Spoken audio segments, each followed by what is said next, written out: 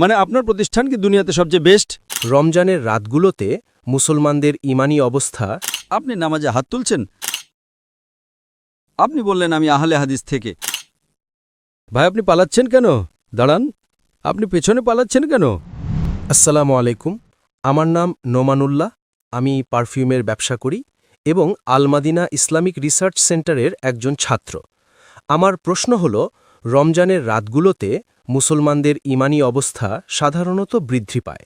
যেমন ডাক্তার ইসরার আহমেদ সাহেব মুসলমানদের কুরআনের সাথে সম্পৃক্ত করার জন্য একটি কাজ শুরু করেছিলেন এবং জীবনের শেষ পর্যন্ত সে ধারাবাহিকতা বজায় রেখেছিলেন। আমার ব্যক্তিগতভাবে আহলে হাদিস মক্তবের সাথে সম্পর্ক রয়েছে, আলহামদুলিল্লাহ। কুরআনের সাথে মানুষকে সংযুক্ত করার বিষয়ে তাদের সাথেও আমার দেখা সাক্ষাৎ ও যোগাযোগ হয়। এখন প্রশ্ন হল, রমজানের রাতগুলোতে কিভাবে আমরা আরও বেশি মানুষের সাথে কুরআনের সম্পর্ক গড়ে তুলতে পারি?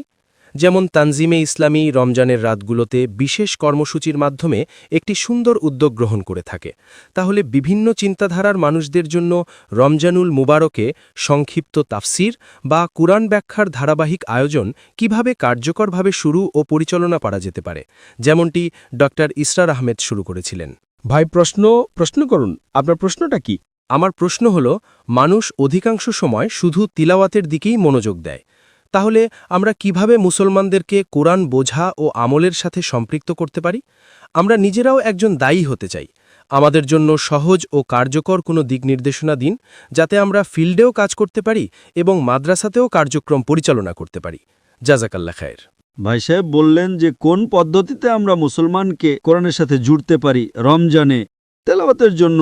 আমি তো বলি প্রতিদিন করা উচিত, কেন রমজানে? জি, ইমানি লেভেল একটু বেশি থাকে, তাই একটু সময় পাওয়া যায় তারাবির পরে। আমরা তো ইমান লেভেল কম ওই সময় জুড়তে চাই। যখন ইমান লেভেল কম অবস্থায় জুড়ব, তখন ইমান লেভেল হাইয়ে জোড়া দরকারই নেই, অলরেডি জুড়ে থাকবে। আপনার করার পদ্ধতি আর আমারটা আলাদা। ভাই সাহেব আপনি একটু এদিকে আসুন না। হ্যাঁ সরুন। আপনি আহলে হাদিসের সাথে জুড়ে আছেন, তানজিমে ইসলামের সাথে জুড়ে আছেন, খুদ্দামুল কোরআনের সাথে জুড়ে আছেন। আমিও সব ওদিক থেকে জুড়ে আছি। ডক্টর ইসরার সাহেবের আমিও ফ্যান, মাশাল্লাহ। ডক্টর ইসরার আহমেদের ফ্যান, দেওবন্দের ফ্যান, মাশাল্লাহ, নো প্রবলেম। আহলে হাদিস থেকেও আমি আপনাকে মুসলিম বলি। আমি কোরআনের সাথে জুড়ে আছি, আপনি বুঝলেন না? হ্যাঁ, তো যেই সুযোগ সুবিধা আল্লাহ আপনাকে দিয়েছেন, ক্ষমতা, সেটা দিয়ে করুন। আর যদি আল্লাহ আপনাকে ক্ষমতা দিয়ে থাকেন রোজ মানুষকে জোড়ার, তো রমজানের জন্য কেন থামছেন? বাকি টাইমে কি করবেন? মশা মারবেন? রোজও জুড়ি, এমনিতে রোজ আমাদের ক্লাস চলে। তো সবাইকে বলো যে রোজ জোড়ার চেষ্টা করো। তো এই প্রশ্ন যে রমজানে করা শুধু ঠিক আছেন, যদি আপনার কম লেভেল হয় তো রমজানে তো জোড়ো, নো প্রবলেম। তো কে আপনাকে আটকাচ্ছে? আসলে অনেক মাদ্রাসায় মসজিদে এই কাজটা হয় না। যদি ওরা শুরুও করে দেয় তো বেশি থেকে বেশি 15 মিনিট দেয় আর সারসংক্ষেপ নাম দেয়। 15 মিনিটে একটা আয়াতের তাফসিরও মোটামুটি সঠিকভাবে হতে পারবে না। তো কি হয়? মানে সংক্ষিপ্ত ব্যাখ্যা 2 ঘন্টা, অন্তত 1.5 ঘন্টা, আস্তে আস্তে বাড়িয়ে অন্তত রমজানে পুরো কোরআন একটা সংক্ষিপ্ত অনুবাদ দিয়েও জুড়ে নিলে বেশ কিছু মানুষ যারা আছে এদের সাথে। এই সমস্যা আমাদের মুসলমান প্রতিষ্ঠানে, এই সমস্যাটাই আছে। মানে আমি সঠিক, আপনার বলা উচিত আমিও সঠিক। একটা শুধু এই পদ্ধতিটাই আছে। এটা কি কোরআন মাজিদে লেখা আছে যে আপনি 2 ঘন্টা করবেন? লেখা আছে কোরআন মাজিদে? না, কোথাও হাদিসে লেখা আছে?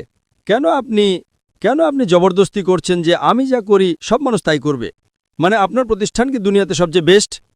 আমি কি বলি যে ডক্টর জাকির নাইক যা করে সেটাই করো? আপনাকে আমি বলেছি বিভিন্ন ধর্মের তুলনা করতে, আপনি করেন কম্পারেটিভ। আপনার মনে আছে বাইবেল? আপনাকে আমি বলেছি আপনি করুন, কেন জবরদস্তি? আপনি বলুন এটা একটা পদ্ধতি, আমি করছি, মানুষ চাইলে করো। এই সমস্যা আমাদের প্রতিষ্ঠানে এটাই আছে। আপনি আমাকে ফলো করেন তবে সঠিক, নয়তো ভুল। আপনি ইসরার আহমেদের শিক্ষা পড়ুন। সমস্যা হলো যে প্রত্যেক প্রতিষ্ঠান মনে করে আপনি শুধু আমাকেই ফলো করুন, এই শুধু আমাকেই বাদ দিন, আমাকে ওতে কনভার্ট করুন। আমি বলি আমিও সঠিক। আমারও একটা পদ্ধতি আছে, দাওয়াতের পদ্ধতি আছে কি নেই? আপনাকে ফলো করতে হবে নাকি? করুন, আলহামদুলিল্লাহ, কিছু তো করুন। জরুরি যে ডক্টর জাকির নাইকে হতে হবে? কোরআনে কি লেখা যে ডক্টর জাকির নাইকে ফলো করো? কাকে ফলো করবেন? আল্লাহ রসুল সাল্লাহ সাল্লামকে ফলো করুন। আল্লাহ রসুল সাল্লাহ সাল্লামকে বলেছেন যে তারাবির পর 2 ঘন্টা পড়তে হবে না, কিন্তু হারাম নয়, ভালো কথা। আমি আপনার সাথে আছি, কিন্তু জবরদস্তি চাপিয়ে দেবেন না 40 দিনের জন্য যান। আরে কেন 40 দিন যাব? আমাকে সারা জীবন যেতে হবে। জবরদস্তি? জাকির ভাই 40 দিন চলুন। আরে সারা জীবন আমি দিয়ে দিচ্ছি আল্লাহর পথে, দিন দিয়েছি, রাত দিয়েছি। যাকে 40 দিন যেতে হবে যাও, যাকে 20 দিন যেতে হবে যাও, যাকে 80 দিন যেতে হবে যাও, 4 মাস যেতে হবে যাও ভাই, আমি তো আমার জীবন লাগিয়ে দিয়েছি। তো সমস্যা কি যদি আপনি কিছু কোরআন ও হাদিস থেকে পান, সেটার উপর আপনি মানুষের সাথে জবরদস্তি করেন? বা বলুন আমার একটা পদ্ধতি আছে, কোরআনে লেখা আছে, আপনিও করুন, আপনিও চেষ্টা করুন, না করলে নো প্রবলেম। যদি আমি লেকচারে বলি, ভাই ডক্টর জাকির নায়েকের মতো হন, আপনি যদি আমার লেকচারে আসতেন না, আমি আপনাকে 10টা বাইবেল কোট করতে হতো, নয়তো এন্ট্রি নেই। আলহামদুলিল্লাহ আমার লেকচার শুনে অনেক মুসলমান বাইবেল কোট করে, জানেন আপনি? আপনি করেন না, আফসোসের বিষয়। তবু আমি আপনাকে মহব্বত করি, জাজাকাল্লাহ খের। তবু মহব্বত করি। জি, আমিও আপনাকে খুব মহব্বত করি। সমস্যা কি? আপনি উঁচু আলেমদের শুনবেন, ডক্টর ইসরার আহমেদকে শুনবেন, ওনার মাশাআল্লাহ, উনি আমার ঘরে মেহমান ছিলেন 2004-এ সম্ভবত, সালটা ঠিক জানা নেই। আমিও ওনার প্রতি খুব প্রভাবিত। আমাদের কিছু সাথী ওনার উপর নারাজ ছিল। বললাম, কি নারাজ ভাই, কি ভুল বলছেন? শুধু আমার প্রতিষ্ঠানের নয় মানে কি? আমি ওনার সাথ দিয়েছিলাম, ডেকেছিলাম ওনাকে, আর আমি জানতাম উনি হানাফি। আমি দেখলাম যে ডক্টর সাহেব আপনি নামাজে হাত তুলছেন, তো বললেন, হ্যাঁ বাবা, আমার বাবা মা হানাফি ছিলেন, আমি হানাফি, কিন্তু আমি হাদিস ফলো করি, এটার উপর রিসার্চ করেছি, আমি রাফলিয়া দিন করছি, আলহামদুলিল্লাহ। তো এই ছোট ছোট কথায় জবরদস্তি, উনি কখনো আমার সাথে জবরদস্তি করেননি। আমাকে বলেছিলেন, বাবা তুমি কি করতে চাও? বললাম, আমি দুটোর করতে চাই, দাওয়াও আবার ডাক্তারও। বললেন, বাবা 7 বছর চেষ্টা করেছি, কামিয়াব ছিলাম না, নাকামিয়াব ছিলাম, একটাকে বেছে নাও, সেটাই দক্ষ হও। আমি ডাক্তারি ছেড়ে দিলাম আর দাওয়াত বেছে নিলাম। আমার উপর জবরদস্তি তো করেননি। আমাকে বলেছিলেন, বাবা নিজের প্রয়োজনকে কমাও, নিজের প্রয়োজনকে কমাও, যাতে তুমি এটার গোলাম না হও। যদি আল্লাহ আমাকে টাকা দিয়েছেন, আমার তো রোলস রয়েস চাই, আমার রোলেক্স ঘড়ি চাই, তাহলে আমাকে আবার ইউটিউব থেকে কামাতে হবে।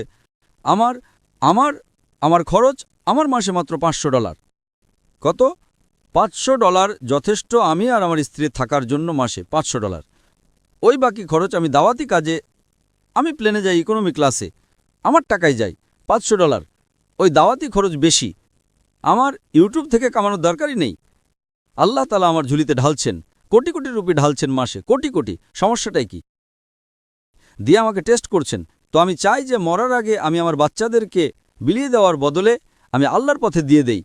আর আমি ফতোয়া নিয়েছি যে আমি ম্যাক্সিমাম কত দিতে পারি, 100% দিতে পারি, যদি আমার বাচ্চারা নিজের পায়ে দাঁড়িয়ে থাকে।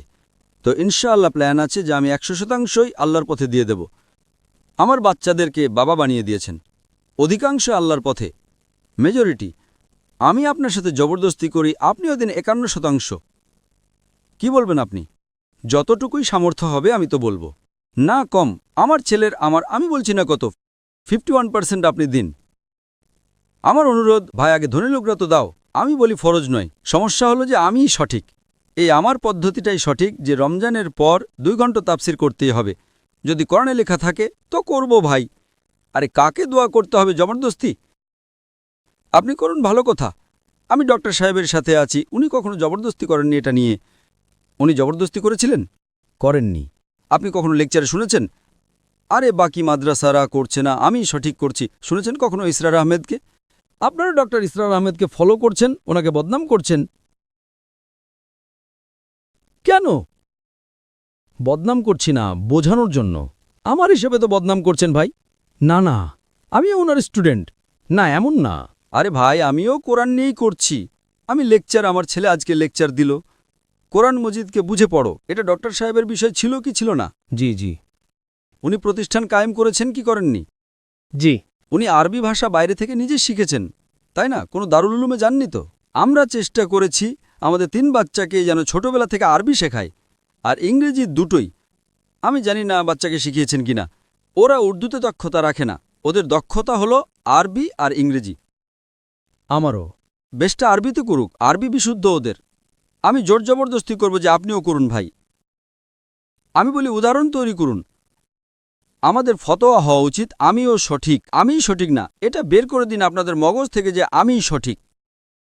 আমাদের জীবনের উদ্দেশ্য হওয়া উচিত আল্লাহ আর আল্লাহ রসুল সাল্লাল্লাহু আলাইহি সাল্লাম প্রতিস্থানের দিকে না। আমি আমাকে আপনি বললেন আমি আহলে হাদিস থেকে, আমি ইসরার আহমেদকে জানি, আমিও আহলে হাদিস থেকে, আমি দেওবন্দ থেকে, আমরা বেরেলভী আলেমদেরও মানি, আমি সবার মাশাআল্লাহ উপাধিতে মুসলমান। लकब से मुसलमान हूं। ভালোবাসা সবার সাথে রাখি, সব আলেমদের ভালোবাসি।